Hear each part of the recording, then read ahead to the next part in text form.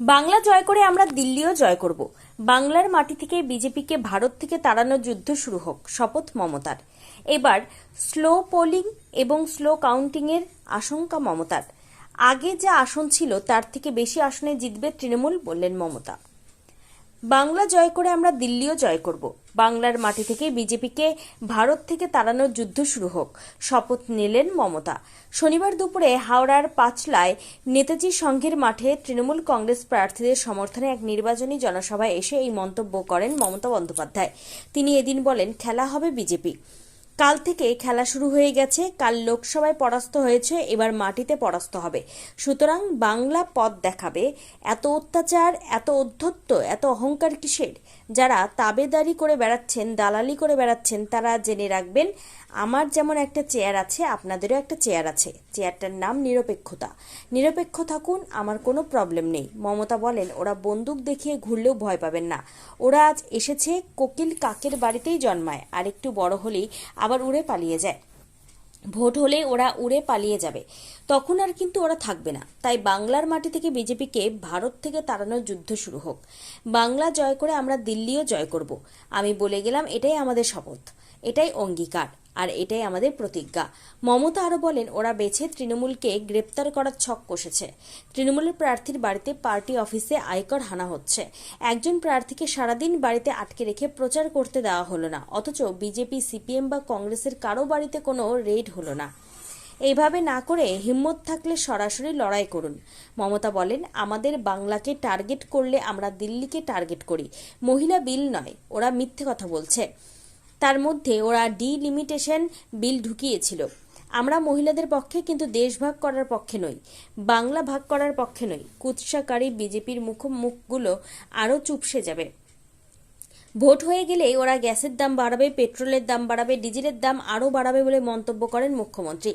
এদিন মমতা কর্মীদের উদ্দেশ্যে বলেন, ইলেকশন থেকে কাউন্টিং, ওরা স্লো পোলিং করবে এবং স্লো কাউন্টিং করবে।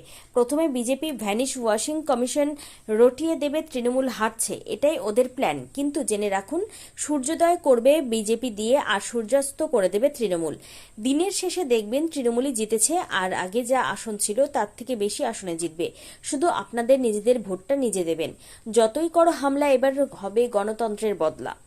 এদিনের সভায় মমতা আরো বলেন, বিজেপিকে কোনো দাঙ্গা করতে দেবেন না। মনে রাখবেন, ওরা বাইরে থেকে গুন্ডা পাঠিয়ে আপনাদের চমকাতে পারে, ধমকাতে পারে। আপনারা ভয় পাবেন না।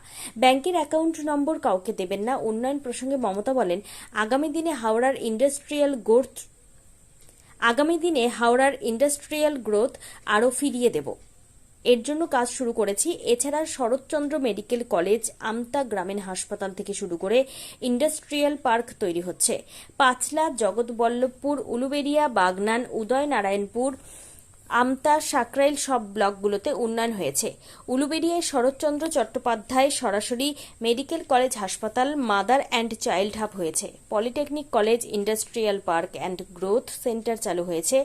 উলুবেড়িয়াতে লজিস্টিক পার্ক তৈরি হয়েছে। অ্যামাজন এবং ফ্লিপকার্ট লজিস্টিক হাব চালু হয়েছে। কোটি কোটি টাকা বিনিয়োগ করছে বিভিন্ন সংস্থা। আরও সংস্থা আগামী দিনে আসবে। এর পাশাপাশি প্রচুর কর্মসংস্থান হচ্ছে। জরি ক্লাস্টার হয়েছে। উলুবেড়িয়ায় শাটেল ককের ক্লাস্টার তৈরি হয়েছে।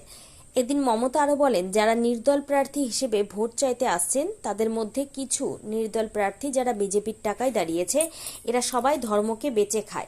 আমি ধর্মকে বেচে খাইনি, আমি মনুষ্যত্ব, মানবতাকে সম্মান করি। আমি সর্বধর্ম, সব ভাষাকেই ভালোবাসি। বিজেপি ভাগাভাগি রাজনীতি করে। ওরা মহিলা বিল নয়, ওরা গদি মিডিয়াকে ন্যারেটিভ দিয়েছে।